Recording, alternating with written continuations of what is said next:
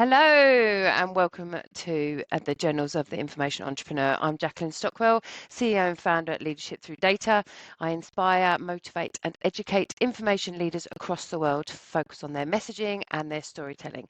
And today in the studio I have Tash Whittaker, and I'm so excited to have you join me today.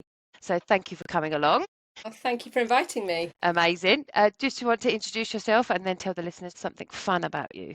Fun about me, that could be interesting. Okay, so I'm Tash Whittaker. I do DPO as a service. I do data protection, consultancy, mix of all that. I don't have anything fun about me. That's really sad. I never think of what I should be saying when someone asks me anything like that. No, this is me. What you see is what you get. And as you can see, I didn't realise we were going to be filmed. So you have the authentic me, 50 odd years old, no makeup, looking fab. This is it.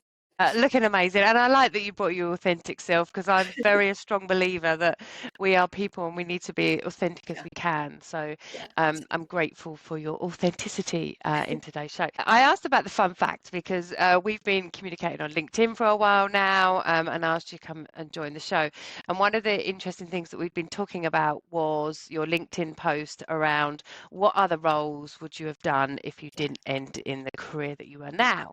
And I felt that you felt that my choice of a shark specialist was a fun thing. But tell me a bit more about that and your thoughts around that post and why you did it. So when I was at school, I always thought I was going to be a lawyer. That was all I was ever going to do, no questions. And then I had a very well-meaning teacher at the point at which you're starting to look at university saying, you won't get the grades to be a lawyer, you can't be a lawyer. So they persuaded me instead to try and apply for English and education. There's another side story in there that I did get onto English and education, discovered I hated children before I even started the course because I worked at a summer school, and I just found the university and I was like, what have I done? I cannot be a teacher. I would be the worst teacher in the world. Take me off this course. So I moved just to English. So I ended up doing an English degree, but I just spent my whole time thinking this is not what I want to do. I wanted to be a lawyer at an NGO. I wanted to be helping people. I had visions of being in foreign countries, helping and working for charities or anything like this. And when I finished uni, I was like, I don't really know what I'm going to do. So I literally was applying for anything. I applied to be a guide dog for the blind trainer. I applied to be a wing walker with the Crunchy Flying Circus. Oh my God, I love that. I would have loved it. I would have loved to do that. I didn't get it. Just it's so cool. And I've since learned that you can actually go and be a wing walker for a day. I don't know whether I'd make it now. I think, this was like 30 years ago, a very, very different person and different levels of bravery. So I'm not sure I'd be so good up there now, but it just sounds so exciting. It I does. want to be a driver, I want to be a firefighter. I just want all my lives again without all the stress, just so I can try all these different careers, because I never ever intended to get into data or data protection. I didn't know the first thing about data, as a career choice. That was purely accidental. So yeah, I ended up where I was. Do you want to know how I ended up getting into data actually? Tell me, let's just flow on the conversation. So, okay, when I was at uni, I didn't bother going into uni for my third year because I didn't really enjoy my course. And I discovered if I learnt all the books word for word, I didn't need to go to uni. I could just regurgitate my lecturer's books and get my degree, which I did. So I didn't bother going in for the third year. I got jobs instead. I had no money. So luckily, I was in the days of grants, so I did have my tuition and my accommodation paid for, but I had no living money, so I had to have a job. So I ended up working a couple of jobs. I was doing telesales, selling windows, doors, porches and conservatories and soffits. It still rolls off the tongue. It does. I was also selling remortgaging in the evening for another company. So I was working for two window companies, one in the morning, one in the afternoon, and then a mortgage company in the evenings. But it wasn't really making me as much money as I wanted. I think at the time everything was £2.50 an hour. And I was like, I want more than that. And I saw a job advertised, and it was telephone work, and it was £5 an hour. And I was like, that's mad. That has to be a sex line. There's just, there is no way anyone pays £5 an hour. This is in Wales at the time, which was a lot less than in England. And I was like, I'm just going to apply for it because I need the money. And I discovered that actually it was a call centre. And at the time, no one even knew what call centres were. Wales was a real hub for call centres, and the first call centres, because the Welsh Development Agency was giving grants. So Dun & Bradstreet had opened this call centre, and it was just 4 hours a day sitting on the phone, talking to businesses and updating their business information. And so I was like, bingo, this is amazing. So I was advised, take your degree off your CV. You don't want that on there if you're applying for this job, really dumb it down. So I did. And I started off updating information, and I just discovered I loved it. I loved being on the phone, which is really weird because in real life, I'm a complete introvert. I hate talking to people. But on the phone, I don't have an issue. LinkedIn, I don't have an issue. Just don't talk to me in reality. You're doing amazing well right now. We're talking right now, right? A screen between us, it's fine. So I ended up starting in the call centre, and then I was there 15 years in the end, and was looking after all the data in their international markets by the time I left, doing quality management, total quality management, sourcing data. I loved it, absolutely loved it. Wow. Because when I was having a look, and your bio says that 9 years ago you had a life-changing experience. And I really like the way you say we can't do things alone and we should support others. And I can feel from your journey that definitely feeds into even before your life-changing experience. You can kind of see some of that coming through.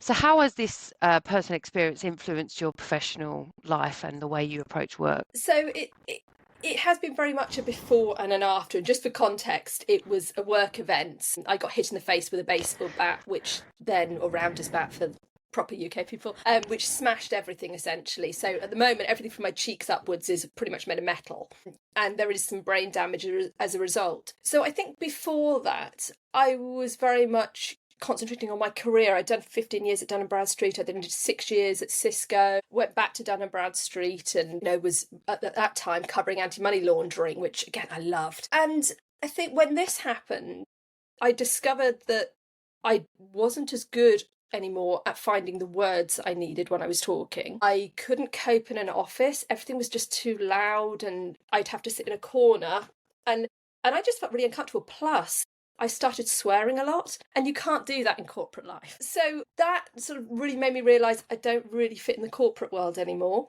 It's not for me. I went to go and work for a small law firm, which is another story that didn't really work out. But it sort of made me think, is this actually what I want to do? It just made me reassess everything. And so I ended up working for myself. And when I started working for myself, I learnt so much from some really key people, Tim Turner, Rowena Fielding, people like that. And I learnt it all on LinkedIn, and they were so generous with their time. And yes, there was this whole thing of all these new GDPR people were coming in and, talking rubbish. So there wasn't much tolerance for you getting it wrong. But at the same time, if you were approaching it right, you were really given help. And I could see that it was very much a dog-eat-dog environment for GDPR specialists at the time. And I was like, I don't want that. That's not necessary. Life's about more than that. So I made it a real thing that I would help other people. And so if I'm learning something, I will put my learnings on LinkedIn to help other people. If I don't know the answer to what seems to be a really basic question, I'll ask LinkedIn, because I'll be like, look, I've been doing this now, data protection, 7 years, maybe? I've lost track.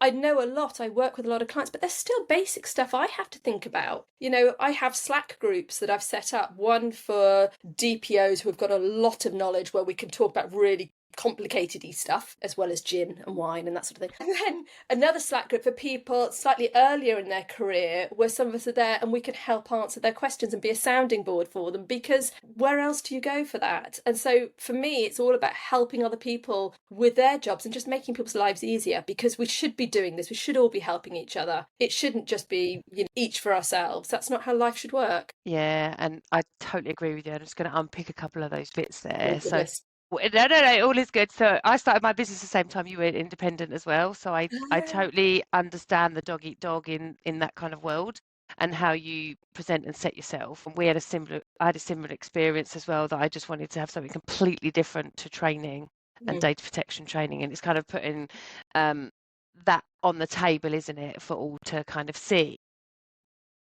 But it's having the confidence and the bravery to do that at the time.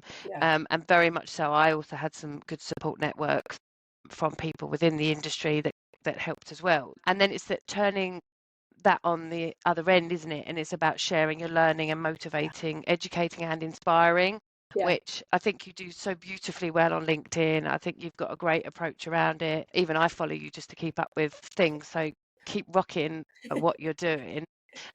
The other key thing that I really like is that you use humour and personal anecdotes, thank you. I'm dyslexic, get my words wrong. And when you talked about you don't like being in big spaces, I can't do it because of my ears and my ADHD. So I find it quite overwhelming as well. But I'm digressing now on the question that I wanted to ask you. You're super passionate about data protection and beyond the professional requirements. What is it about data that you find so fascinating on a personal level? Because we're always talking about the professional level, but on a personal level. Yeah, I don't know what it is. It's strange. Whatever I'm into, I'm passionate about. I mean, very, again, classic ADHD here. Whatever I'm doing, I have to do it right and I have to get it as well as possible. So when I was selling Windows, I was passionate about Windows. I knew everything about UPVC. You know, when I did data quality management, I was totally into, you know, running Kaizen workshops and all this sort of thing. Then when I did anti-money laundering, that was my thing. Now it's GDPR. And I love it. And if I find I can do it, I just get really, really passionate about it, want to share it with everybody, want to make it really easy for people to understand. But I did realise that when I was working at Cisco, probably is where I started to realise it. I did a lot of troubleshooting there, where they had a lot of data moving between a lot of systems and things would go wrong. And that's when I realised that I didn't realise that not everybody can see data flows in their head like a map. A little bit like if I'm driving up the motorway and I get diverted, that doesn't bother me because in my head I can still see the map of the country and I know that I'm parallel to the motorway and I know it's all right. I didn't realise not everyone can see that. And data flows particularly I can see, which is very strange to understand. And I didn't realise that wasn't normal. And so I could work out a problem by looking at, I knew that data went from here to here to here to here to here to here, and therefore it must have gone wrong here. And I didn't know how I knew that, and I didn't know why other people didn't. So I think that was quite a learning when I was at Cisco, of people actually going, no, we can't all do that. And I would say weird things like, well, give me the data. And they'd say, right, when are you going to figure this out? I was like, I don't know, I'm still looking. I'm still waiting for the data to tell me what it needs to tell me. And they're like, that's so weird. And I'm like, oh, yeah, I suppose it is, isn't it? So I don't know is the short answer to that. I just get very passionate about anything which I sort of latch on to. And at the moment, it's GDPR. Amazing. I love that. And when you talk about brain, so I've been doing quite a lot of work around me because I'm dyslexic and ADHD. And with dyslexia, you see a full 3D image, right? So exactly how you described it, you can see it. So for example, if I said to you elephant, what's in your brain right now? An elephant marching through the desert, but they don't live in the desert. You know what I mean? No, describe it to me because that's the whole point. So a combination between a still picture of an elephant in its environment, but also the Jungle Book. You're going to regret asking. No, I want to know. Just go with it, Tash. Go with it. Of the elephant marching with that little one at the end, you know, with the music. So fabulous. Yeah. So that is amazing. So what I see is the elephant in Africa under a tree with its babies around the grass, the sun. We've got some birds in there. So 3D imaging, you see everything, the end result before you've even got there. So what you're mapping out. And when I've done this exercise with other people, somebody just says, oh, I just see the letters. I just see the words elephant. Yeah, just see the words elephant. Yeah. So it's a really useful exercise to actually work out. I can see the colours. Yeah, but people's brains work differently. So it's a really, really useful exercise. And then somebody says, I've done it a couple of others, someone said they just see a plaque. Someone just says they just see a static elephant, no background. So you can actually see who is a visual kind of learner and who isn't. And it's quite a nice way to understand the brain processing. And certainly when you're talking about data flows, I think that's such a useful skill in the job that you do because you can see where everything goes and kind of where you want to end up, where you guide people into the right direction. This brings me on to my next question, is that you make the impossible seem simple. Can you share quite a complicated data privacy challenge that you've helped an organisation overcome and how you've broken it down for them? So it tends to be something slightly different from that. I've always had the stance that you can't understand something until you can teach something. And so in order to teach something, you've got to be able to hang it on something short and sweet so that you can then go further down. So I think probably the best example of this is we get a lot of questions. What's the difference between a ROPA, a record of processing activities, and an information asset register? And in my head, the way I see that is that the information asset register is looking at, let's see if I can explain this simply, is looking at, imagine you've got a road, okay, and you've got 6 houses on that road. The information asset register is telling you what the road is called, it's telling you that the houses are there, telling you how many rooms those houses might have, how they're locked, how the door locks and everything else. Your ROPA is telling you what's happening inside those houses. It's telling you about the processes happening inside and as they flow between the houses. So the information asset register is what goes on a party invite, whereas the ROPA is what goes on Facebook afterwards. It's all that activity. And so that's how I try and explain things to people, sort of to try and make it a little bit more tangible to them, but also to make it short. Because if I read something and I zone out halfway through, which I do very, very easily. I mean, as you can see, I didn't read the full instructions for this because I didn't realise I was going to be recorded like this. I zoned out. So I need things to be short and sweet so that you can then deep dive further once you've got the basics. You have to get the concept before you can learn the detail. Yeah, and I love that. And you're painting a picture in their mind about those, which attaches to an emotional connection, which gets them to do something. So I'm a huge advocate of that. So amazing. I love that analogy. So I now want to talk about women-led businesses. So you're the director of your own company, so Whittaker Solutions. What has been your experience within the industry about being a women-led business in the field, which has predominantly been male-dominated? It has. I used to go to conferences back in the day around data. Any data conference before data protection was a big thing. And it used to be amazing because the women's toilets, there was never, ever any queue. It was great. When I moved into data protection, I saw that change slightly. That was very much, the queues started getting bigger and bigger at every conference. And one of the reasons I was given for that was quite interesting and quite sad, actually. It was because generally compliance was not seen as something that anyone really wanted to do. So it was given to the secretaries to do, who were predominantly at the time female. And then these women have come up through the ranks because they know everything about data protection and compliance and they're really, really good at it. And that's how they've become the more senior leaders in the industry for data protection, which I thought was really interesting. As a female leader of a business, I haven't really noticed that being much difference, although the key thing, there were 2 other businesses that I know, which I'm not going to name, that started the same time as me, both run by men. One of them now has probably about 500 employees and has just been sold, and they've done amazingly. The other one, I would say, doesn't have that many employees, but they are still at least 5 times the size I am, probably 5 times the turnover. And I realise, I don't know whether it's to do with the gender, I really don't, but I don't want that. I want to do a good job for my clients without the stress. So I don't have the same drive, I don't think, as some of the male-led businesses that I interact with. I'm trying not to be too general here, but the ones that I interact with, I see them pursuing, high growth. They're not scared to take risks. I'm much more risk averse. And when I've taken on employees, it's always been a constant worry to me. Can I afford to have these employees? What happens if 3 years down the line we don't get enough revenue in and I have to let them go? And that really, really plays on me. And I do think that is possibly something to do with gender. I'm probably going to get into terrible trouble now, aren't I? Sort of being very, very, what's the word I'm after, stereotyping here. But I do tend to notice that women-led businesses in this area are the smaller ones. The male-led businesses are the ones with the high growth. And that's really the big difference I see. Yeah, and I definitely relate to that we're a female-led organisation and we have challenges, I was interested to get your perspective on it as well, because we upcome those challenges. I think I posted it on LinkedIn that I went to a conference and event and a gentleman was telling me that my dad was to thank for my success.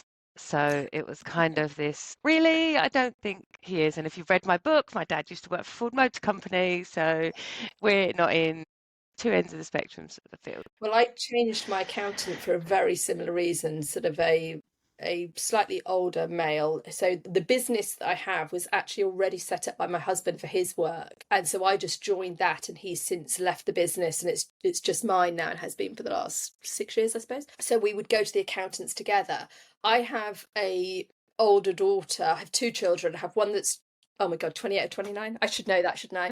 I lose track of what year I'm even in, let alone how old my children are. But my oldest is about 28, 29. She's amazing, honestly. When she was at uni, she was holding down 5 jobs as well as doing uni. She's now the CEO of a charity. Just is absolutely amazing. My younger one's still at school. She's also amazing, but in different ways.